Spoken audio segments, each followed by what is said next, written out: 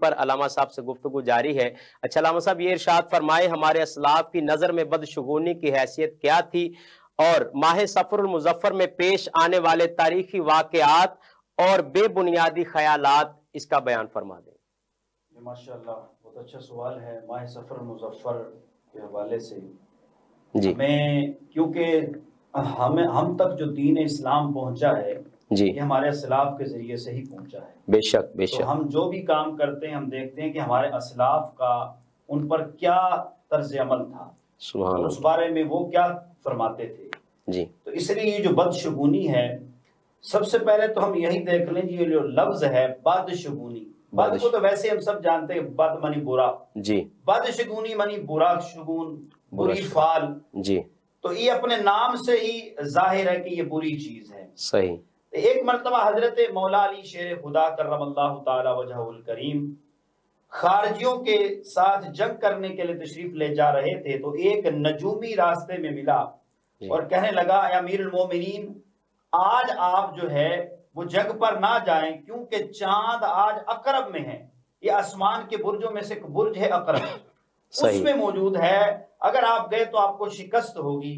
اب سنیے حیدر کرار کا جواب۔ اللہ اللہ۔ فرمایا کہ میں نے کبھی بھی رسول اللہ صلی اللہ تعالی علیہ وآلہ وسلم، جناب سیدنا صدیق اکبر رضی اللہ تعالیٰ عنہ اور جناب حضرت عمر فاروق اعظم رضی اللہ تعالیٰ عنہ کو اس قسم کی باتوں پر اعتقاد رکھتے نہیں دیکھا، بلکہ وہ اس کو برا سمجھتے تھے۔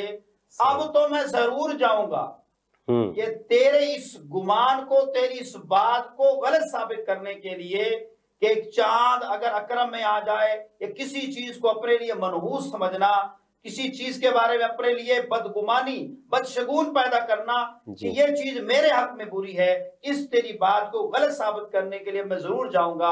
اور حضرت مولا علی شیر خدا کرم اللہ تعالی وجہ الکریم تشریف لے گئے، اور آقا علیہ الصلوۃ والسلام کے ظاہری وصال کے بعد یہ سب سے پہلی وہ جنگ تھی جس میں حضرت مولا علی شیر خدا کرم اللہ تعالی وجہ الکریم کو بڑی ہی عظیم الشان فتح نصیب ہوئی، اور بڑی ہی کامیابی اور خوشی ملی، اور آپ خوشی خوشی لوٹے، اور اس نجومی کا رد کر دیا کہ تیری بدشگونی شریعت میں ناپسندیدہ ہے، اور آپ نے یہ ثابت کر دیا کہ اس کی شریعت میں کوئی حقیقت نہیں ہے۔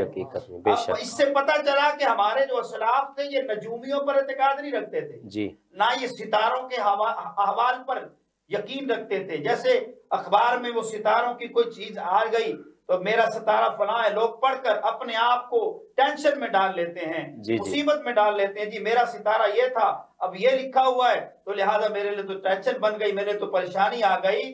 تو مولا علی سرکار کے ماننے والوں، یہ مولا علی کا عقیدہ ہے، اور ان کا یہ طرز عمل ہے کہ بدشگونی شریعت میں منع ہے، اس کی کوئی حیثیت نہیں۔ جناب سیدنا عمر بن عبدالعزیز رضی اللہ تعالیٰ عنہ، ان کے غلام تھے مزاحم۔ یہ ایک مرتبہ آپ کو آسمان کی طرف، آپ کسی کام کے لیے تشریف لے جا رہے تھے، تو آسمان پر دیکھا کہ جو چاند ہے یہ دبران کے بیچ میں ہے، یہ دو برج تھے، دو ستارے تھے، ان کے بیچ میں سریا اور جوزا، اس کے درمیان چاند تھا۔ تو کیونکہ امیر المومنین تھے، یوں تو کہہ نہ سکا حضور، بس یوں کا حضور دیکھے چاند کتنا خوبصورت لگ رہا ہے۔ آپ نے جب آنکھ اٹھائی تو فرمایا شاید تو یہ کہنا چاہ رہا ہے کہ چاند دبران کے بیچ میں ہے، لہٰذا ہمارا یہ کام نہیں ہوگا۔ فرمایا نہیں نہیں، رسول اللہ کی شریعت اس چیز کو پسند نہیں فرماتی، اور آپ نے اس چیز کا رد فرمایا۔ تو اس سے پتا چلا اللہ تبارک و تعالیٰ کے جو نیک بندے ہوتے ہیں وہ ان چاند ستاروں کی باتوں پر، نجومیوں کی باتوں پر اعتقاد نہیں رکھتے، بلکہ وہ بھروسہ رب کی ذات پر رکھتے ہیں۔ اور جو اللہ کی ذات پر بھروسہ رکھتا ہے، کیونکہ اچھی اور بری تقدیر رب کی طرف سے ہے، یہ ایمان کی شرائط میں سے ہے، اچھی یا بری تقدیر رب کی طرف سے ہے۔ اگر اب آپ دیکھ لیں محرم الحرام کتنا برکت والا مہینہ ہے، اس کی برکتیں ہی بے شمار ہیں۔ بے شک بے شک۔ اب مولا حسین شہید کربلا، اللہ اکبر، وہ محرم میں شہید ہو رہے ہیں، تو کیا ہم معاذ اللہ محرم کو بھی منحوس کہہ لیں گے کہ اس میں امام حسین شہید ہو گئے، ان پر تکلیفیں آئیں، ان کو مختلف انداز سے تکلیفیں دی گئیں؟ نہیں نہیں، یہ چیز نہیں ہے۔ در حقیقت اصل یہ ہے کہ اللہ اور اس کے رسول کی طرف سے جو فیصلہ ہو چکا ہے وہ ہمیں بے پہنچ شک کر ہی رہنا ہے. بے شک اگر ہمارے حق میں کوئی خیر ہے تو وہ ضرور پہنچ کر رہنی ہے، اگر کوئی شر ہے تو وہ بھی پہنچ کر رہنا ہے. تو یہ ہمارے اسلاف کا طرز زندگی یہ تھا، ان کی نظر میں بدشگونی کی حیثیت یہ تھی.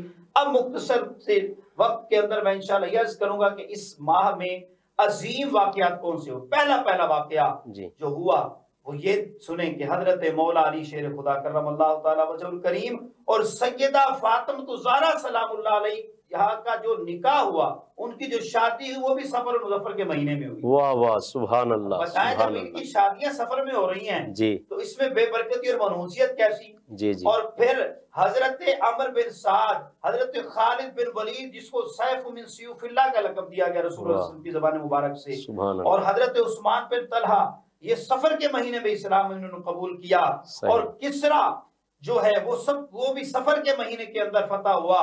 جنگ خیبر جو ہے جو مولا علی رضی اللہ عنہ کے ہاتھ پر فتح ہوئی وہ بھی سبحان سفر کے اللہ. مہینے کے اندر ہوئی. سبحان اللہ. اور کسرا کے ایوان کے اندر حضرت سعد بن ابی وقاص رضی اللہ تعالیٰ نے سب سے پہلا جمعہ پڑھایا، وہ بھی سفر کے مہینے کے اندر. اور سبحان دشمن اللہ.